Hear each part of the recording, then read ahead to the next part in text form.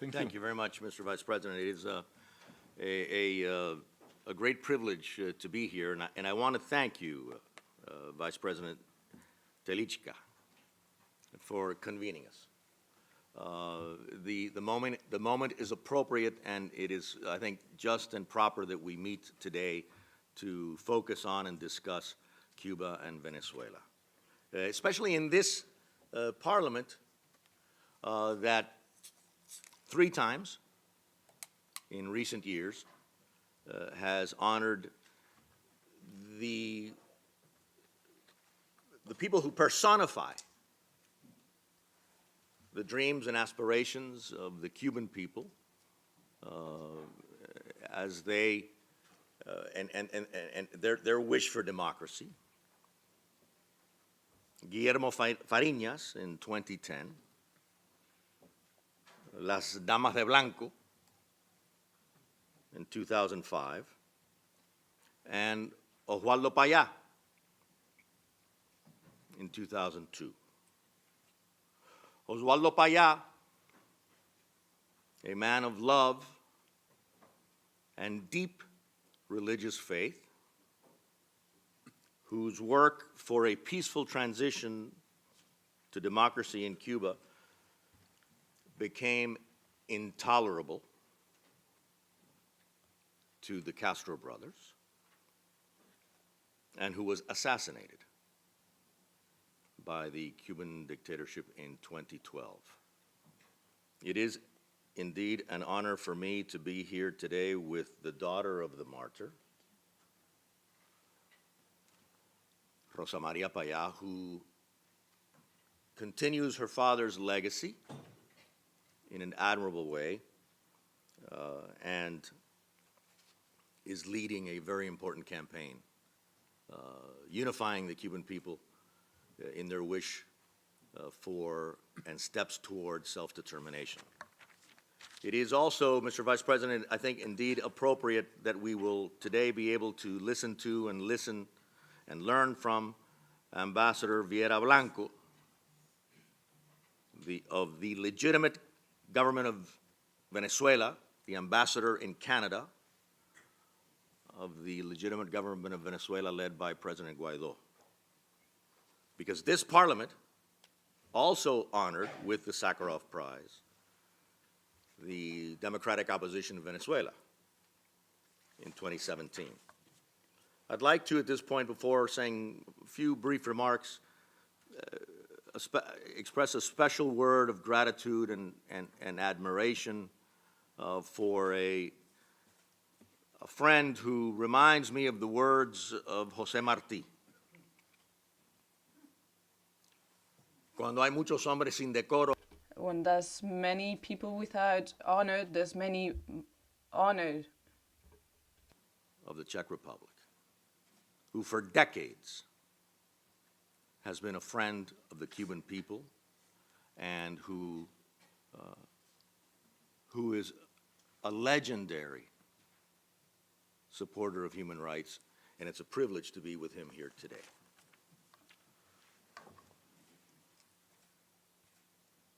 Today, the tyrannical rulers of Cuba face a challenge.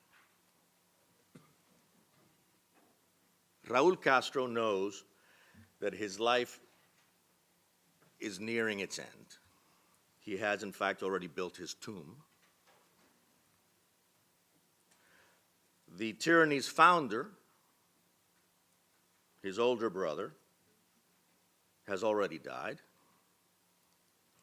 The regime is seeking to hand over the island as though it were a family farm to a chosen few. Raúl Castro, his children, and his son-in-law have designated a day-to-day caretaker, a puppet, as president of the Council of State. Never forget that the Cuban tyranny is the regime of Fidel Castro. Raúl Castro is a type of Siamese twin of Fidel Castro, and he has always been his brother's executor. In fact, Raúl Castro has been a continuation of Fidel Castro. When Raúl Castro is no longer alive, the internal struggles for true power within the Castro's family farm will surface. For now, as Gramsci said 100 years ago, when describing the Europe of 1918, the old way refuses to die. The new is not quite born yet. But the Cuban tyranny is condemned to death. The tyrannical rulers of Cuba know that in this day and age, the communist regimes that have managed the most consolidation are those, you all know the model, it's known as the Chinese model. Maintain absolute political control and repression, and obtain vast resources for those instruments of repression through the introduction of genuine elements of market economy. The Cuban rulers know that that's how communist regimes consolidate today, but they can't adopt the Chinese model. The Cuban regime is so despised, it's considered so repugnant by the Cuban people, it is so vulnerable, the regime is so vulnerable that it cannot introduce the Chinese model.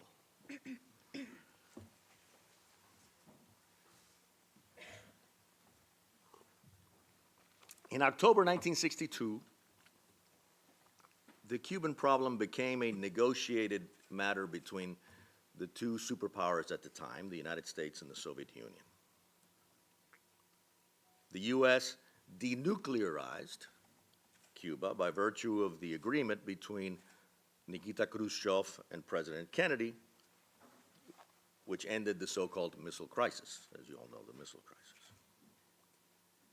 The strategic objective of Khrushchev's decision to introduce nuclear missiles into Cuba was to make it virtually impossible for the United States to invade Cuba and to overthrow Castro. His deal with Kennedy, which resulted in the withdrawal of the Soviet missiles from Cuba, accomplished Khrushchev's strategic objective.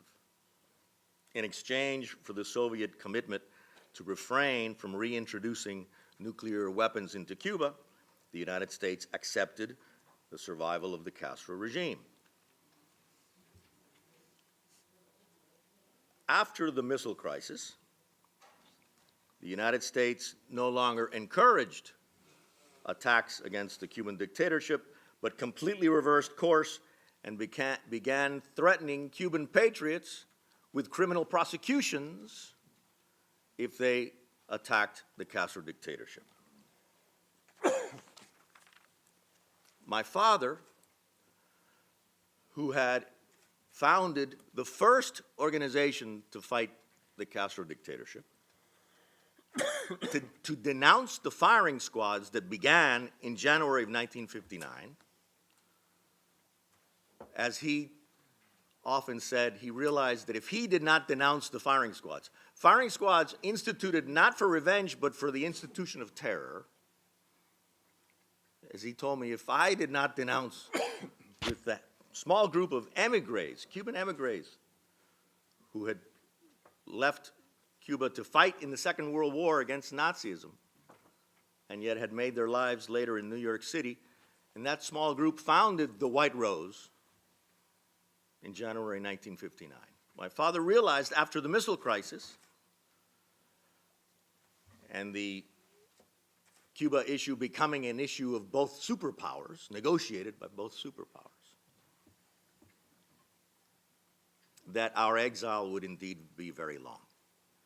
And so he and his father, both lawyers in Cuba, moved to Madrid, Spain, and they went through the law curriculum and obtained degrees from the University of Madrid. So I lived in Spain as a child. And years later, saw what the European Union's democracy requirement meant to Spain and to Portugal and to Greece. The policy of principled Europe. Don't even dream of being part of Europe unless you're a democracy.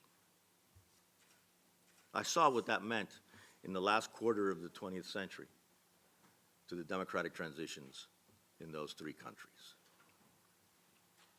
I never forget how Spain had to be a functioning democracy for a decade before it was allowed admission into the EU. At the time of the death of the dictator Franco, many in the Spanish military dictatorship wished the dictatorship to continue. But Europe did not waver. There were no awards to the Spanish military dictatorship. There were no cooperation agreements, no high-level visits, no banquets for the military dictatorship. Europe did not waver.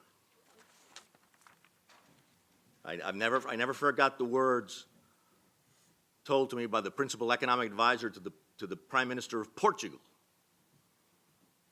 in 2010. All the gold, he said, when we had colonies and we brought from America, all that gold we brought from America, pales in significance compared to the economic assistance that we received from the European Union when we were allowed to join.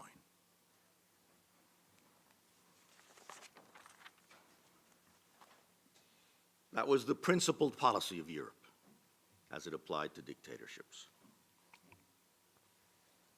So, in a similar moment in the history of the Cuban military dictatorship, what do we see? The British government sends its heir to the throne, the heir to the throne in the United Kingdom, to take selfies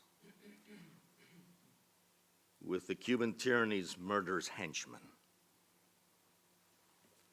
What an embarrassment for Great Britain. The EU, which had a policy of solidarity toward the Cuban people, an initiative of the Spanish government in 1996, known as the Common Position. As you know, any assistance to Cuba had to go through legitimate NGOs. That was the common position, the European common position. And after the dictatorship in Cuba rounded up 75 of the most important political dissidents and opponents, in 2003, high-level visits were reduced. By Europe, European embassies were encouraged to invite political dissidents to cultural events. But the new Spanish government, after 2004, began strongly lobbying for the elimination of the common position. I don't know if he's here, but my friend Elmar Brock will remember our debates with the Spanish foreign minister at the time in 2010. What we never would have imagined is that the following Spanish government, the conservative government, would advocate even with more zealous, in a more zealous manner, for the elimination of the common position. And finally, in 2017, there he is. Elmar, I just mentioned you. In slightly positive terms.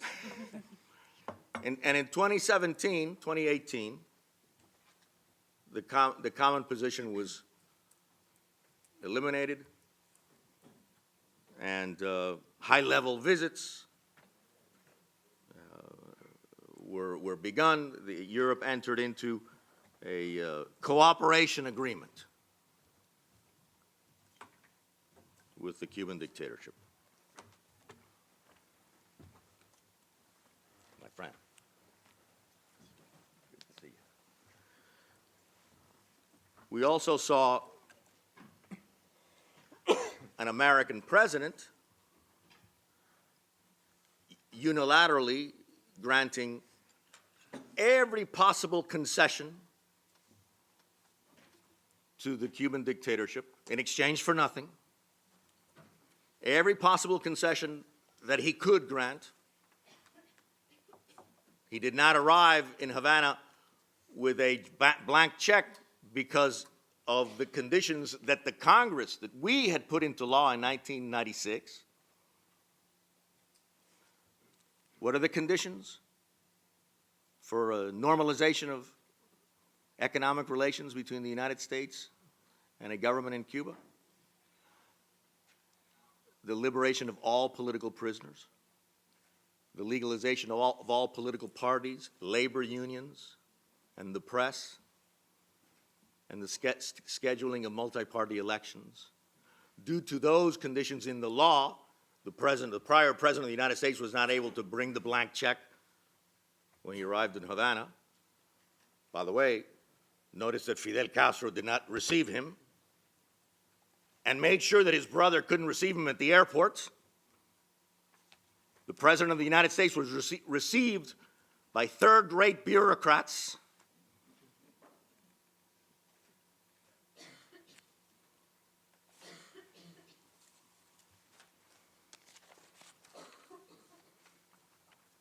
Those conditions in U.S. law were inspired by the European democracy requirement that I made reference to before, by that principled European policy that was instrumental in the democratic transitions in Europe that I mentioned before, in Spain and Portugal and Greece in the last quarter of the 20th century. Today, the unilateral concessions of that American president that I mentioned before are being ended. And there is growing international solidarity with regard to the need to end the looting and the plunder of oil-rich Venezuela by the Cuban dictatorship.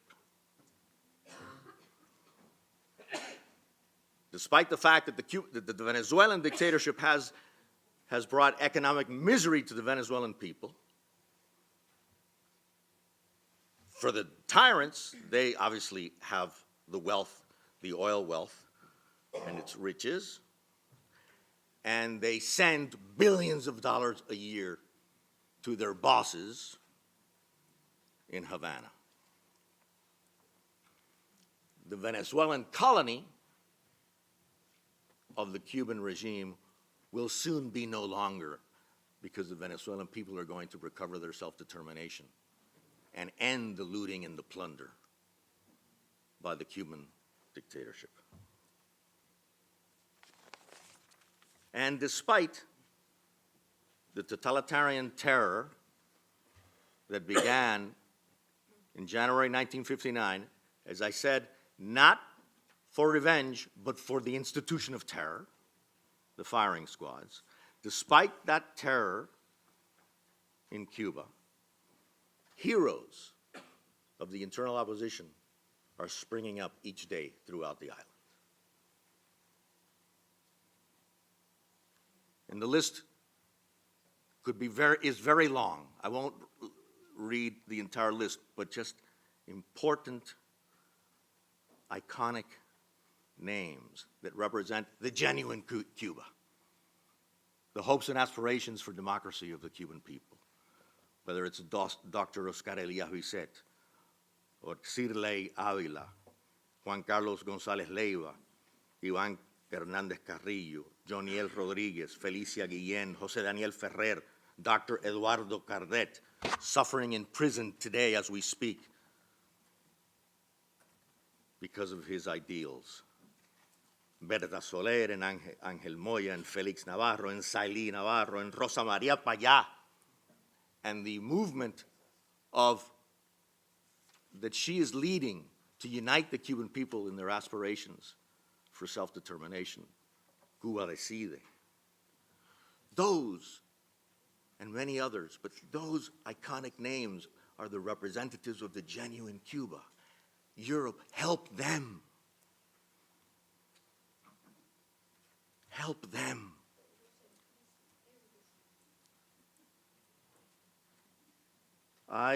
Friends, I learn from history.